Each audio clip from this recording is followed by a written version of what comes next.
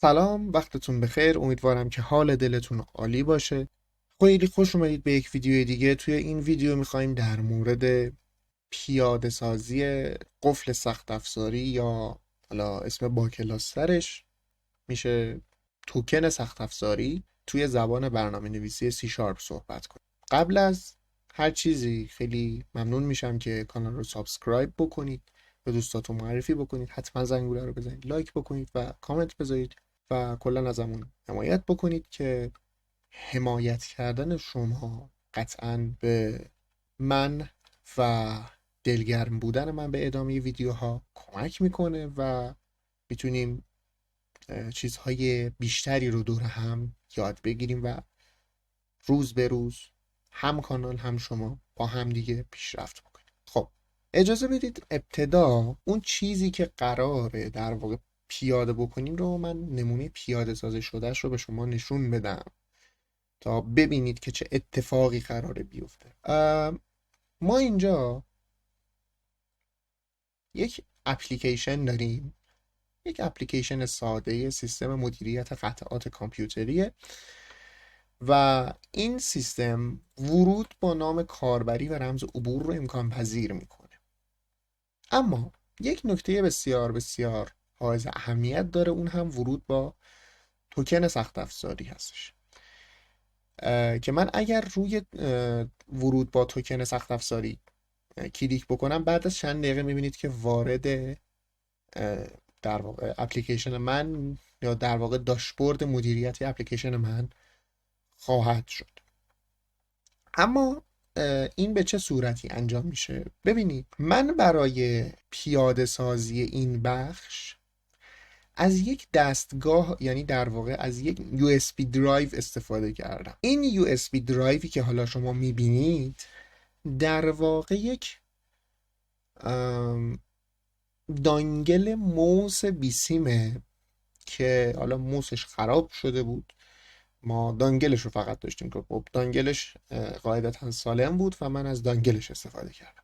حالا چرا از دانگل موس بیسیم استفاده کردم؟ به خاطر این از دانگل موس بیسیم استفاده کردم که در واقع چون موقع اتصال به کامپیوتر هیچ واکنشی از خودش نشون نمیده، بیشتر شبیه به یک دانگل در واقع قفل سخت افزاری میتونه برامون عمل بکنه. چون اگر شما از فلش استفاده بکنید قاعدتا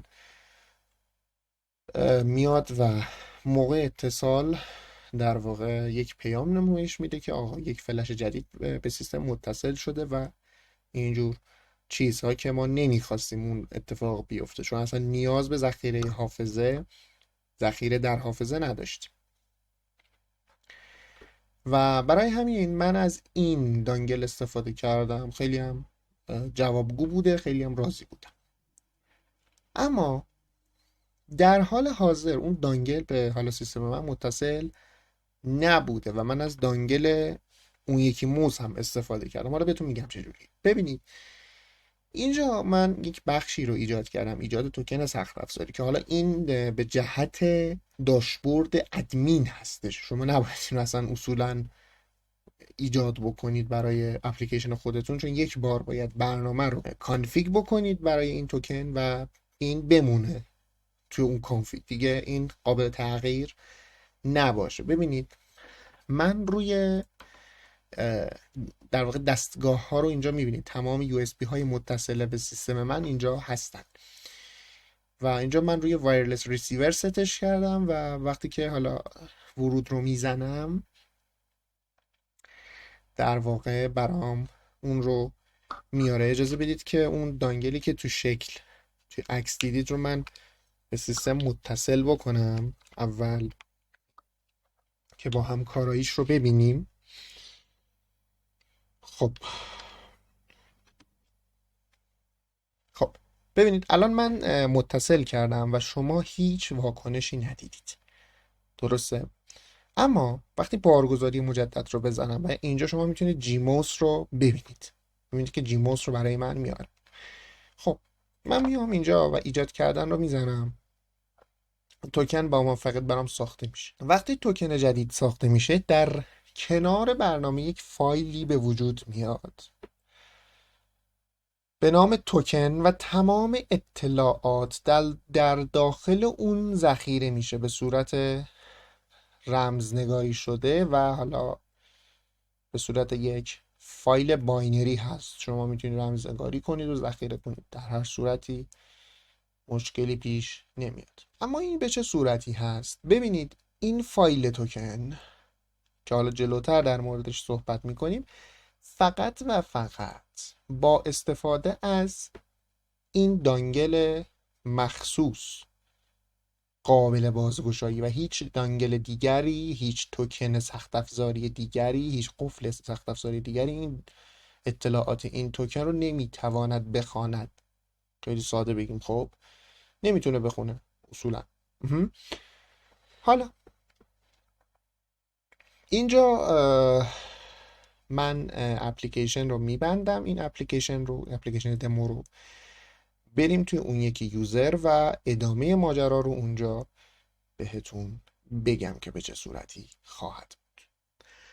خب نقشه راهی که برای پیاده سازی این سیستم وجود داره من اینجا به صورت چارت همطور که میبینید آوردم و میتونید ببینید که مسیرها مشخصه. ما باید این مسیرها رو طی بکنیم تا به یک نتیجه مطلوبی برسیم که حالا توی بخش قبلی دیدید که چه اتفاقی افتاد.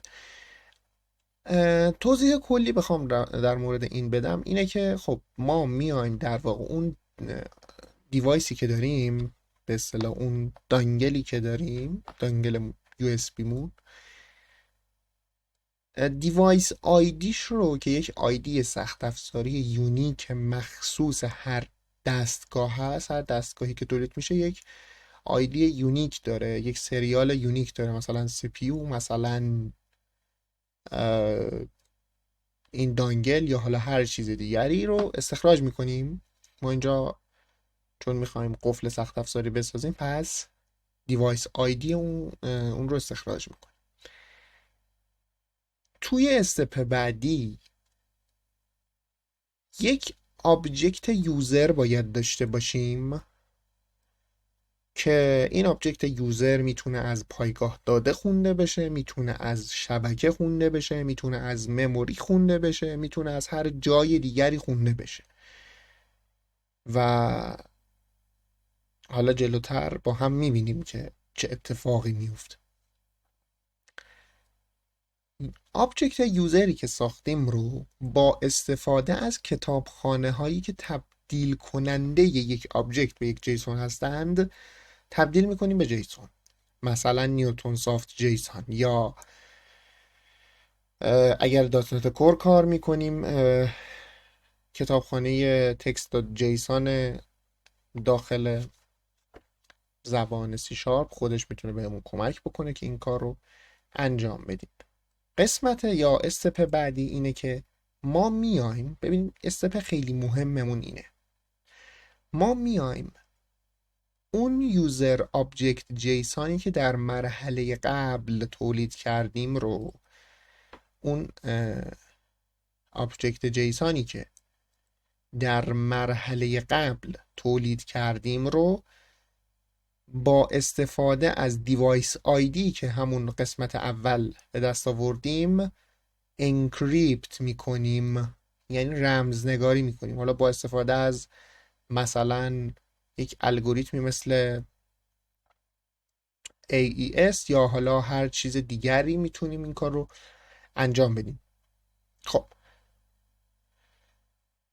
در قسمت بعدی این مقادیر یا مقدار انکریپت شده رو داخل یک فایل در کنار برنامه ذخیره میکنیم. همون فایل توکنی که شما کنار برنامه دیدید تو قسمت قبلی در واقع همین فایله. این به ما چه کمکی رو میکنه؟ ببینید ما وقتی که یک USB فلش درایو رو وارد سیستم میکنیم اطلاعاتی که برای اون توکن وجود داره رو از روی اینجا میخونیم و اگر بتوانیم این فایل رو، محتوای این فایل رو با استفاده از اون دیوایس آیدی یونیک اون دستگاه دیکریپت بکنیم، یعنی رمز گشایی بکنیم، ما تونستیم در واقع احراز هویت رو انجام بدیم.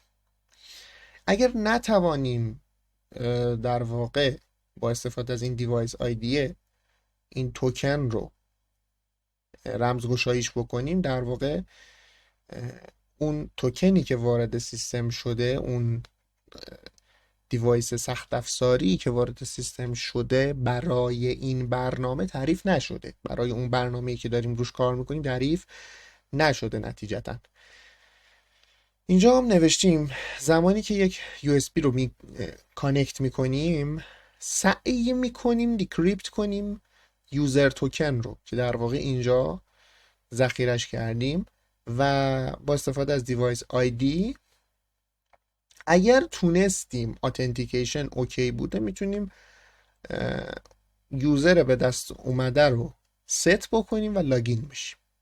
در واقع یک مسیر خیلی ساده است که شما نیاز هم نیست نگران انکریپشن و این داستان ها باشید، چون من کتابخونه های مورد نیازش رو به شما معرفی میکنم و میتونید از اونها استفاده بکنید، یا اگر خودتون نیاز داشتید میتونید تغییرش بدید. خلاصه اولین لایبرری که ما قرار ازش استفاده بکنیم لایبرری هست تحت عنوان USB Devices. کافیه که بیاید داخل پوشه زیپ و در داخل پوشه زیپ این USB Device Viewer 2 رو دانلود بکنید. من این رو دانلودش میکنم و اجازه میدیم دانلود بشه. نگران این آدرس URL ها هم نباشید، توی دیسکریپشن براتون میذارمشون. کتابخانه بعدی البته کتابخانه نیست، کلاس لایبرری، یک کلاس لایبرری تحت عنوان cryptography.cs که بهمون کمک میکنه ما بتونیم یه سری الگوریتم ها رو پیاده سازی بکنیم. چیزی که ما خیلی دنبالش میگردیم AES هستش که حالا با RSA کار نداریم، میتونید اگر دوست داشتید خودتون کار بکنید، ما از AES استفاده میکنیم. من میام کریپتوگرافی رو دانلود میکنم، اینجا قرارش میدم، قراره که ازش استفاده کنیم. من واسه استارت کار میام چه کار میکنم؟ میام یه دونه فرم میسازم، چون قراره که لاگین رو با استفاده از اون فرم انجام بدیم. اوکی، میام اینجا که فرم میسازم، البته خب بذار اسم همین رو تغییر بدیم، مثلا فرم نمیسازم، اسمشو میذارم لاگین ویت توکن مثلا. گس رو میزنم تا جاهای دیگه هم اعمال شه. خب اسم اینو لاگین ویت توکن میذاریم، تکستش رو یکم مرتب. خب یه باتن اجالتا میذارم وسط صفحه و روش می‌نویسیم لاگین همون لاگین کافیه به نظرم. بذارید همونجا باشه. شما میتونید یکم با در واقع سلیقه بهتر این کار انجام میدید، ولی خب حالا هدف ما آموزشیه، من خیلی نمیخوام زوم بکنم. خب کاری که میکنیم چیه؟ اولا که ملزومات رو میاریم. ببینید مرحله اول اینه که از قسمت دیپندنسی ها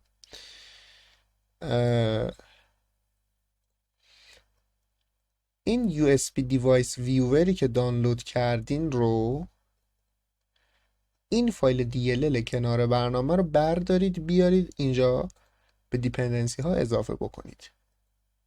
اگر بروز رو بزنید، من اگر اوکی بکنم میبینید که اضافه شده به این قسمت USB Device.net. خب این چیه؟ این در واقع برای گرفتن لیست USB های متصل به سیستمه و حالا چجوری کار میکنه؟ خیلی راحته. ببینید یک نمونه براتون نشون میدم. اینجوریه که ما میتونیم بیایم بگیم USB device dot get devices و یک لیستی از USB device ها بگیریم. خیلی راحت، کلا یه دونه متد بیشتر نداره و این کار ما رو راه میندازه. خب مرحله بعدی اینه که استرینگ کریپتوگرافی که دانلود کردیم رو، کریپتوگرافی CS رو بیاریم داخل پروژه. خب میکشیم میاریم داخل پروژه و اینجا میبینید که میاد. من در واقع یه چک بکنم ببینیم اروری نداشته باشیم. میگه که چی؟ login with token load. خب اوکی، من لود نمیخوام فعلا، لود لازم نداریم. خب حالا برید اول ببینیم این ساختار کریپتوگرافی اصلا چجوری کار میکنه. ببینید ساختار کریپتوگرافی به این صورته که کلاس کریپتوگرافی رو صدا میزنید. کلا اضافهش نکردیم احتمالاً. اینو میارم داخل پروژه. خب یه بار دیگه بذارید اینجوری بیاریم. الان اضافه شد. خب روش استفادهش به این صورته که RSA رو نمیخوام فعلا. یک کلاسیه به اسم AES که شما AES رو اگر بنویسید متد های اینکریپت و دیکریپت رو براتون میده. و مثلا من اگر اینجا برای مثال بنویسم AES چیزهای مختلفی میاره. این AES که مربوط به کریپتوگرافی هست رو انتخاب میکنم و انکریپت رو اگر انتخاب بکنم میبینید که میتونم مثلا بهش بدم یه تکستی، یه پسوردی بهش بدیم و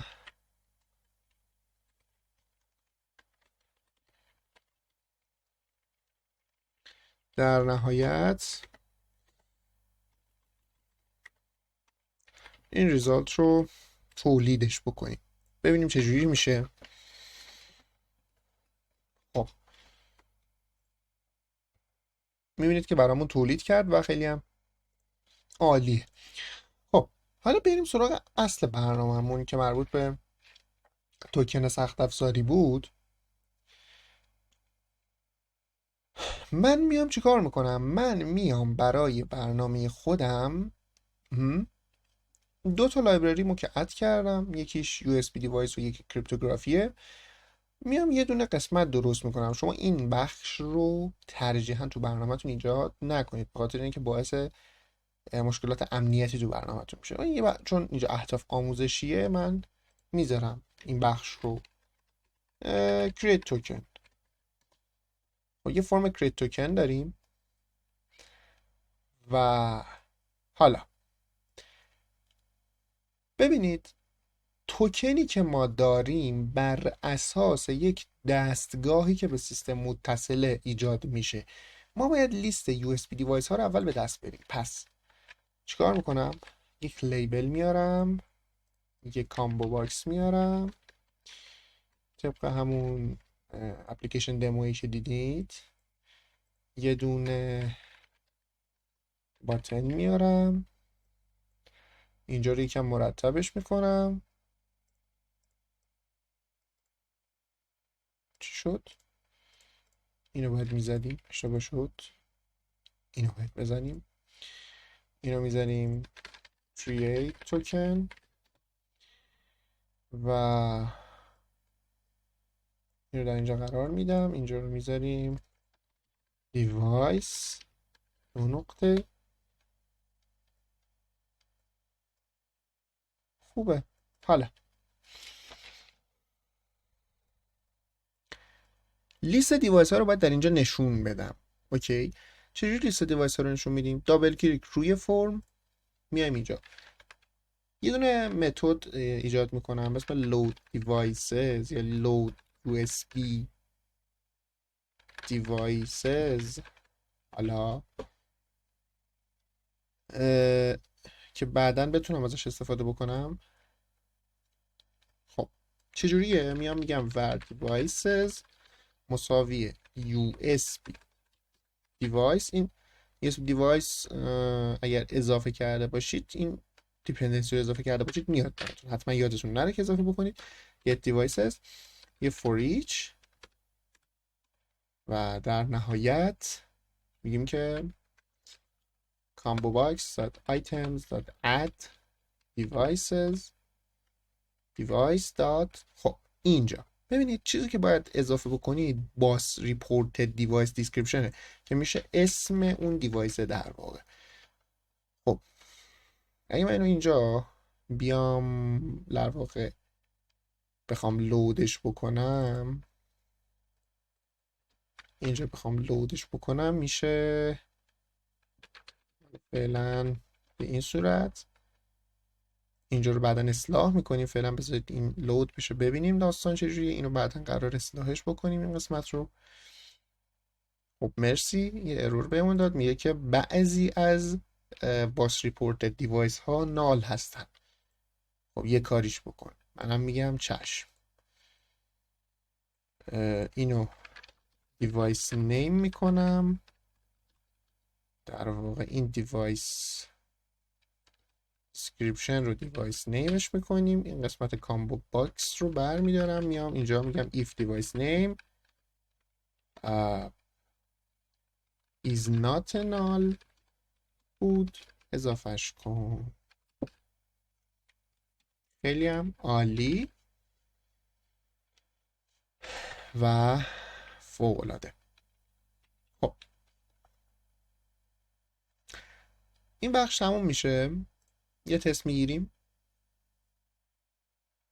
میبینید که دیوایس ها رو برام میاره و میتونم ببینم. یه سری ریزکاری ها داریم بچه ها. برای اینکه بتونیم سلکشن کاربر رو بگیریم که حالا بتونیم از روش کرییت توکن انجام بدیم، لازمه که این بالا یه دونه در واقع USB دیوایس گلوبال ایجاد بکنم. من یه پراپرتی میذارم به اسم USB دیوایس و اسمشو میذارم دیوایس یا مثلا current دیوایس. خب حالا میام توی بخش فرم create توکنم یه دونه متد جدید میسازم به اسم private USB device get device by چی؟ string name. خب حالا اینجا میام var devices مساوی با device ببخشید USB device حواسم نبود dot get devices و اینجا از کوری های لینک استفاده میکنم، میگم devices dot first or default f مساوی بزرگتر f dot description برابر با name بود ریترن کنه برامون این دیوایس رو. خیلی خوب این هم از این. حالا مشکل این قسمت رو حل کردیم، حالا بریم این قسمت رو تکمیلش کنیم و روی این کامبو باکس دابل کلیک میکنم و current دیوایس رو برای اون برابر میکنم با get device by اون کامبو باکس تکستش. اینجوری در واقع ما یک عملیات اتوماتی رو انجام دادیم که وقتی ایندکس کامبو باکس چنج میشه میاد داخل current دیوایس این دیوایس رو پیدا میکنه، قرار میده که ما بتونیم اینجا ازش استفاده بکنیم برای کرییت توکن کردن. در واقع الان من میتونم اینجا بیام اینها رو بگیرم به این صورت، همونطور که میبینین هیچ مشکل خاصی برام پیش نمیاد. حالا میرسیم به بخش کرییت توکن که حالا ما چجوری یک توکن رو ایجاد بکنیم. و ذخیرش بکنیم. ببینید ما برای ایجاد کردن اینجا توکن بهتره که بیایم یکم مرتب‌تر کد بزنیم. اولا ما نیاز به یک الگو داریم، در واقع یه سری مدل که تشکیل دهنده دیتای ما هستن. یه دونه کلاس برای یوزر که شما میتونید این یوزر رو مثلا از توی دیتابیس بگیرید بیارید، هیچ مشکل خاصی نداره.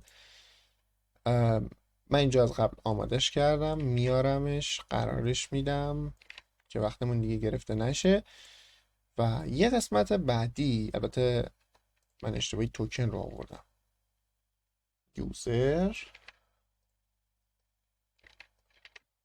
و اینجا میایم دوباره یک کلاس جدید برای توکن میسازیم و توکن رو میاریم و در اینجا قرارش میدیم. او اشتباه شد، معذرت میخوام. اینجا به این صورت هستش. خب حالا وقتی که این کار رو انجام دادید، کاری که باید بکنید در مرحله بعدی طبق اون مپی که در واقع بهتون گفته شد اینه که شما یوزر رو کانورت کنید به یک جیسون و این جیسون رو انکریپتش بکنید با دیوایس آیدی. خب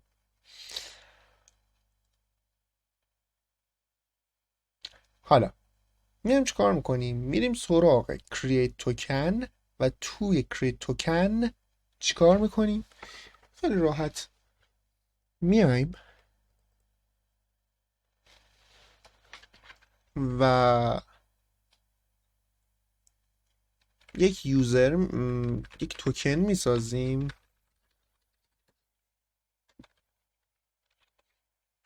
و پرش میکنیم داخلش رو. آیدنتیفایرش مثلا بشه یه گویدی که نیو گوید تو استرینگ n هستش، مثلا یه چیز شانسیه. یوزر برابر با یه یوزری هستش که یه سری دیتا ها داخلش داره. فرست نیمش محمده، لست نیمش رستمیه مثلا و یوزر نیمش رستمیه و یوزر آیدیش مثلا 55. حالا کار نداریم، مهم نیست.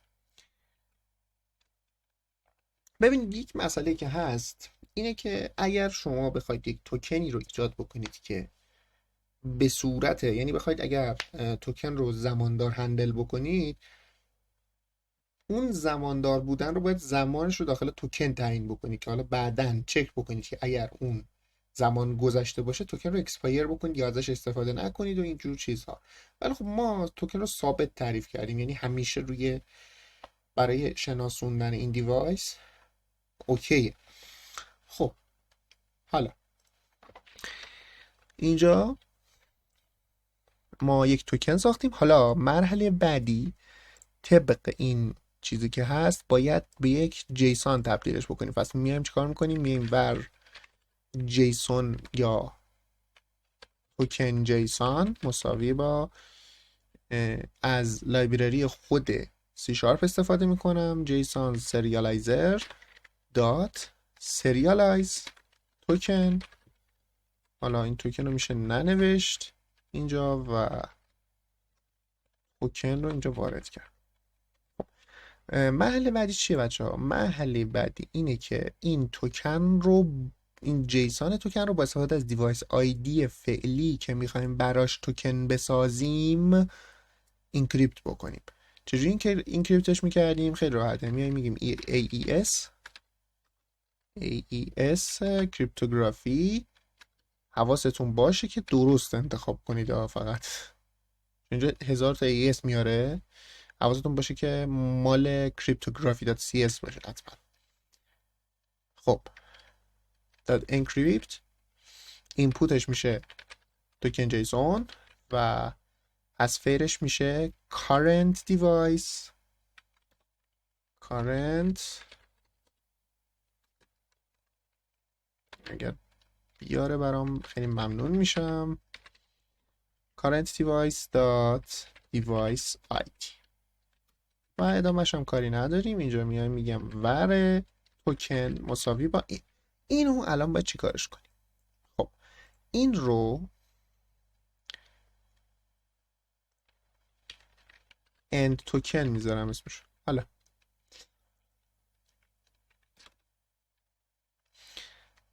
یا end چیه بابا؟ فاینال توکن. فاینال توکن.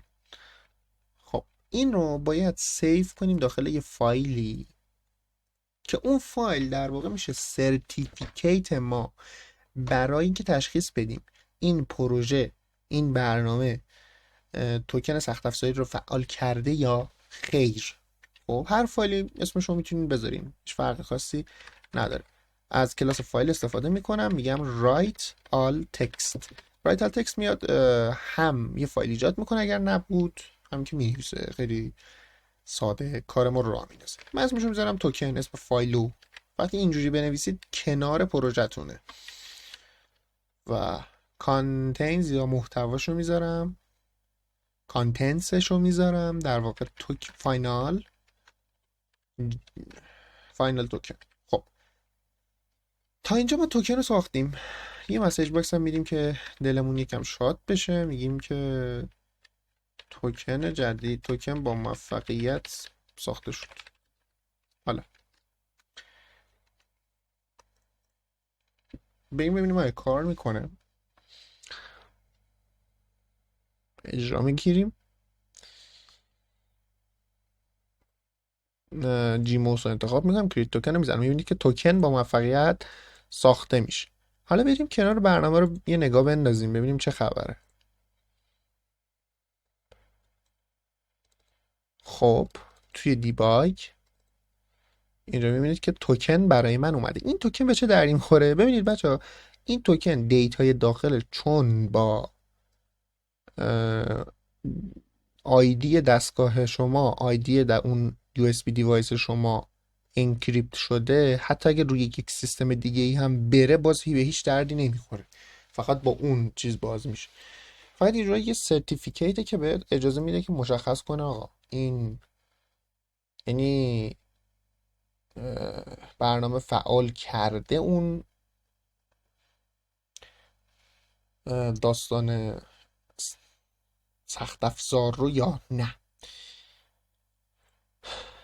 مثلا میگم اگه یه نفر شیطنت بکنه بیاد اینجا یه فایل توکن بسازه بازم کار نمیکنه، چون محتوای داخلش اصلا دیکریپت نمیشه و این دیکریپت نشدن باعث میشه که جلوی جعل اطلاعات گرفته بشه. خب حالا میام اینجا تو پروگرام دات سی اس من این کار انجام میدم. میام تو پروگرام دات سی اس میگم اگر نبود فایل توکن، در غیر این صورت چی؟ بیا برو تو کریت توکن. خب اگر نبود فایل توکن، قاعدتا ببخشید اگر نبود فایل توکن باید بتونیم توکن ایجاد بکنیم. اگر فایل توکن باشه چیکار باید بکنیم؟ بره توی لاگین ویت توکن. خب الان من اگر اینو اجرا بکنم اصولا باید بره توی لاگین ویت توکن. میبینید که رفت توی لاگین ویت توکن. چرا؟ چون توکن رو داریم. حالا بریم لاگین رو انجام بدیم بچه‌ها. خب تو بخش لاگین من میام چه کار میکنم؟ من میام اول از محل مورد نظر توکن رو میگیرم. پس میام میگم ور توکن کانتنت مساوی با خب یک موضوعی هست. قبل از اینکه توکن ها رو بگیریم باید دیوایس ها رو گرفته باشیم. پس باید دیوایس ها رو بگیریم. میگیم دیوایسز مساوی با USB دیوایس، چون لازم داریم برای چیز کردن، دیکریپت کردن. اوکی. حالا ما مطمئنیم توی لاگین ویت توکن یه فایل توکن کنار برنامه‌مون هست. پس اوکی، میایم ور فایل کانتنت رو میگیریم، میگیم توکن فایل کانتنت مساوی فایل دات read all text توکن. خب این توکن رو اگر بگیریم، خب اوکی، فایل ما میاد بیرون، توکن رو میخونه میریزه توی اینجا و در مرحله بعدی باید سعی بکنیم دیکریپت بکنیم این بنده خدا رو. حالا برای اینکه سعی کنیم دیکریپت کنیم اینو، من میام چه کار میکنم؟ من میام اینجا یه دونه متد میسازم، میگم private bool can decrypt. خب وقتی میگیم can decrypt یعنی چی؟ یعنی میتونه دیکریپت کنه و وقتی دیکریپت کرد چی به ما برمیگردونه؟ آفرین. خب استرینگ توکن دیتا ورودی میگیره،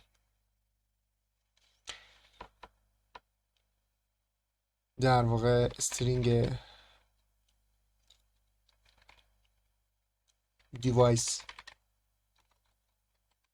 آیدی ورودی میگیره و میاد یک توکن برمیگردونه، یعنی در واقع یک توکن رو آوت میکنه. میتونیم آوت کنیم و این بولین هم اینجا لازمش داریم. خب حالا میام اینجا میگم آقا ترای کن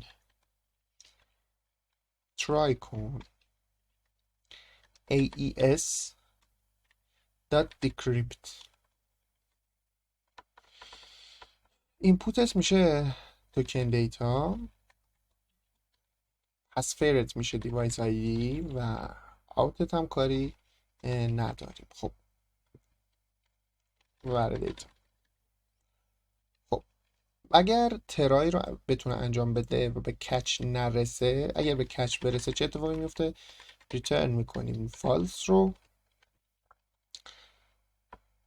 و میگیم که توکن رو نال قرار بده. خب اگر بتونیم دیتا رو بخونیم، یعنی دیکریپتش بکنیم، میایم چیکارش میکنیم؟ برمیگردونیم توکن رو سر جا خودش، میگیم توکن مساوی با جیسون سریالایزر دیسریالایز توکن و دیتا رو میدیم بهش، سریالایز میشه و ریترن میکنیم ترو.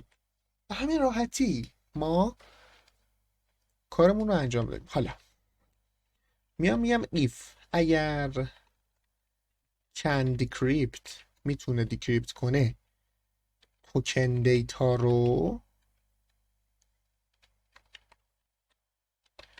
و دیوایس آیدی رو که از در واقع کجا میاد؟ دیوایس آیدی از اینجا میاد. حالا چجوری؟ باید یک فور ایچ روش بزنید و بگید که device in devices. خب میگیم device id. میگیم اگه تونست با یکی از اینها این داستان رو باز بکنه، اوت توکن رو بده به ما. خب یا اینکه میتونیم مثلا این بیرون تعریف کنیم، میگیم ور توکن، ببخشید توکن خب اینجا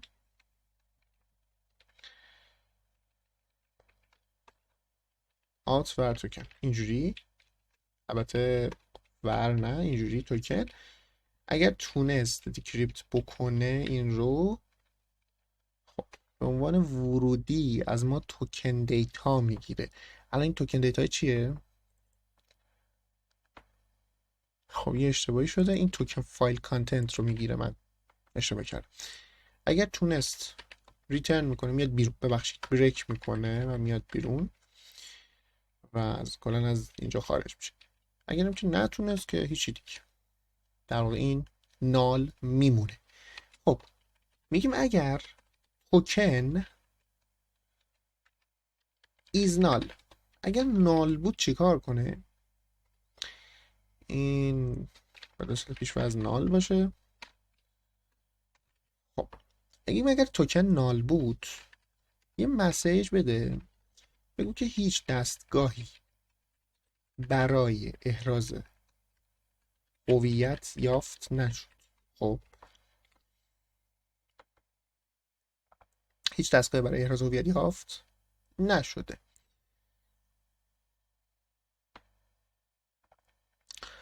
و اگر که این بود که میگیم که else در این صورت یک مسیج میدیم. بذارید اینو یکم خوشگل ترش کنیم. خطا و مسیج باکس باتنز داد اوکی و مسیج باکس آیکونز مسیج باکس اگه بتونم بیارمش خیلی عالی میشه. مسیج باکس آیکون دات ارور. خب اینجا میگیم که مثلا یه مسیج بده به طرف، بگو که سلام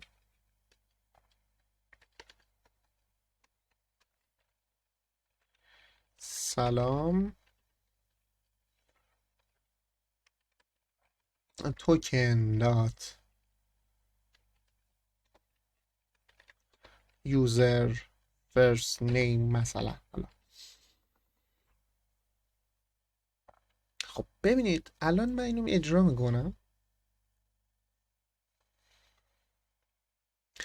و لاگین رو میخوام بزنم. خب لاگین رو میخوام بزنم. قبلش میخوام لاگین رو بزنم، من این دانگل رو در میارم از سیستم. اجازه بدید فکر کنم امیدوارم مال موسى رو در نیاورده باشم. متاسفانه مال موسى رو در آوردم. خب بزنیم سر جاش اینو. یکی دیگه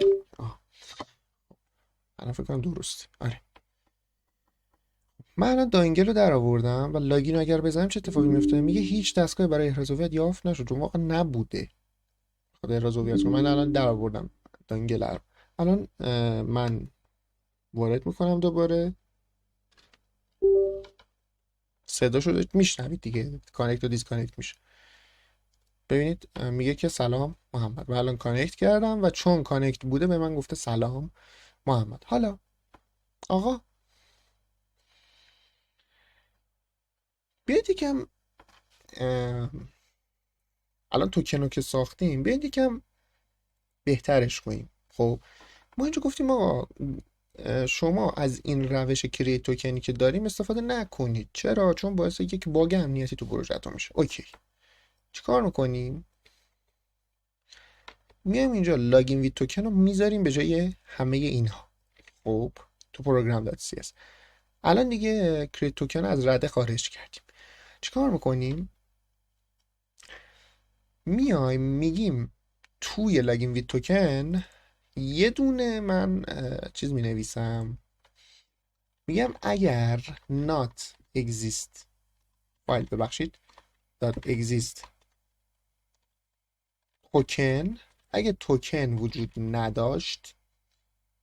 خب اگه توکن وجود نداشت بیا بگو که اینجا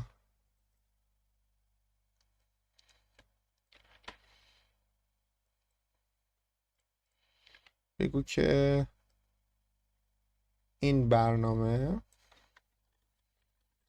از احراز هویت سخت افزاری استفاده نمی کند.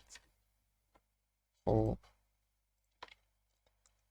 حالا من الان اینو اجرا کنم مشکل خاصی پیش نمیاد و همه چی درسته.